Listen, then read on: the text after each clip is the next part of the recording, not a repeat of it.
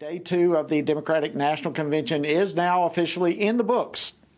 In a ceremonial vote, Democratic Party leaders moved forward with Vice President Kamala Harris as their presidential nominee. But do rank-and-file Democrats and independents recognize just how radical, just how controversial the various positions that Harris has taken over the years? Well, joining me now with his reaction is Curtis Houck. He's a managing editor of Newsbusters at the Media Research Center. Curtis, welcome back to Washington Watch. It's good to have you. Good to have you, sir. All right. Well, we've got day 2 of the DNC behind us. Tell us your thoughts so far. Well, the media have behaved just like we would expect. You know, anytime the Obamas show up, the media remind us of the fact that for them, this is their base convention. And few things get them more excited than the Obamas. Their faux sort of almost religious-like following, their straw men. As the great George Will once said, Obama's a pyrotechnic amidst straw men when it comes to talking about civility and our politics. So the networks have behaved as such, talking about how electrifying everything was, and falsely claiming that Barack Obama in 2008 electrified the nation with his hope and change agenda. Well, as we know, conservatives here, you all at FRC, we know that that was not the case at all. Revisionist history of the highest degree. So it's the kind of propaganda you would expect. Yes, this is a base convention to get them excited, but at the same time, you know, the media are definitely offering screamers that we definitely didn't see and never see during a Republican convention. Well, well said. You know, we're going to get to this probably a little bit more later, but day 1, there was a comment made. I was hoping to be able to get to this yesterday, but wasn't able to. But Michigan State Senator Mallory McMorrow, you probably saw this. I want to play this and get your reaction. If we would put up clip 4, please. Donald Trump would be able to weaponize the Department of Justice to go after his political opponents. He could even turn the FBI into his own personal police force. That is not how it works in America. That's how it works in dictatorships. And that's exactly what Donald Trump and his MAGA minions have in mind. Wow. All right, I could almost tell by your reaction before we ever even got to that clip. But did anybody do any fact-checking on this? Well, actually, there have been attempts, or at least what they would claim to be attempts. Daniel Dale's come out and said it's largely very, very factual.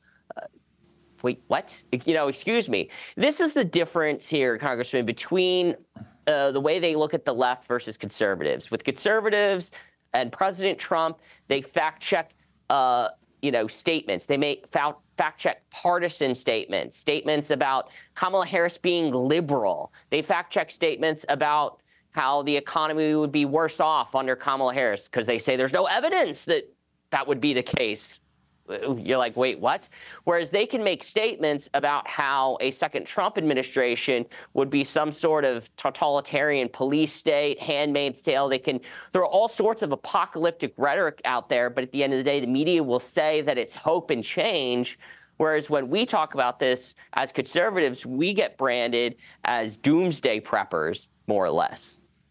Yeah, it's insane. The double standard is unbelievable. And you know, there's a lot more. I'd love to get in with some other things, but I do want to transition. But, you know, to go along with what you're saying, even Bernie Sanders last night, he's talking about how horrible the economic headwinds are, people struggling. Has he not noticed who's in the White House? I mean, it's just incredible. These people act as though they don't even have an incumbent in the White House and that Kamala Harris has nothing to do with all the problems we're facing.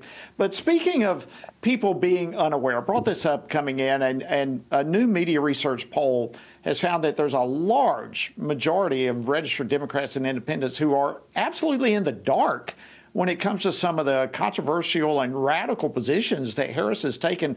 Fill us in on what you guys did, what you found out. Yeah, folks may remember our post-2020 poll where we looked at Biden voters and we asked them in the swing states, would your vote have changed if you knew about various Trump successes or Biden scandals? So we're back at it again. We looked at 10 different policy positions that Kamala Harris has held during her career. We surveyed Biden voters, so Democrats, independent voters, people who are going to probably vote for Kamala Harris. And we just said, are you aware or unaware? Those were the only two options. And some things were stunning. Of the 10 things that we polled, they were no lower than 71% unaware. 71% of her voters are unaware that she has flirted with defunding the police and thought we should talk about reparations. 73% did not know that she's in favor of the Green New Deal, something that I think is a positive for conservatives that we kind of talk about more with her being at the top of the ticket than Joe Biden, because I don't really think there was an understanding about him being passionate about those kinds of things. 78% of her voters did not know that in 2020, she encouraged supporters to donate to the Minneapolis Bail Fund to release violent criminals who rioted and destroyed those city streets after what happened with George Floyd. It goes all the way up to 86% of her voters did not know that at a CNN town hall, which nobody watches CNN, so could maybe give them some grace on this one, did not know that we should have a conversation about death row inmates being allowed to vote. So no matter how you slice it, no matter what issue, whether it's the economy, the environment, crime, the border, her voters do not know what she believes in. And the fact that they're still willing to vote for her anyway is a really dangerous commentary on the state of our politics. Well, two things come out to me, two questions. I don't know that we're going to have time to get into all of this. But number one, it shows how successful the media has really been in hiding her position so that voters don't know what she believes, even voters within her party. But the second thing, in about a minute that we have left, the Trump campaign, the Republican Party as a whole, cannot be asleep at the wheel when it comes to these issues you've just talked about. Right, exactly. I mean, I think the narrative that they want to be out there is that Kamala Harris and Tim Walz, and the Tim Walz pick underlining this, is that they are a danger to the country's, each individual American's personal, economic, and national security. And we have another study at Newsbusters that I'm just going to flag for people to check out, our positive negative coverage, something else we're known for as well. The media have given Kamala Harris 84% positive coverage on ABC, CBS, and NBC. And on the evening shows, only twice mentioned her party ideology, mentioned her as a progressive, tried to assign a label to us, because we know on our side, we're always labeled conservative, hard right, or even just Republican. There's always some sort of label affixed to us, but they haven't even done that for Kamala Harris. So if they're not willing to talk about a party label, they're not going to talk about her policies. It's all about the history in this and the excitement that she's younger than Joe Biden. Wow. Curtis Houck, managing editor there at Newsbusters, thank you so much for joining us. We deeply appreciate it. Great insight you brought to the table.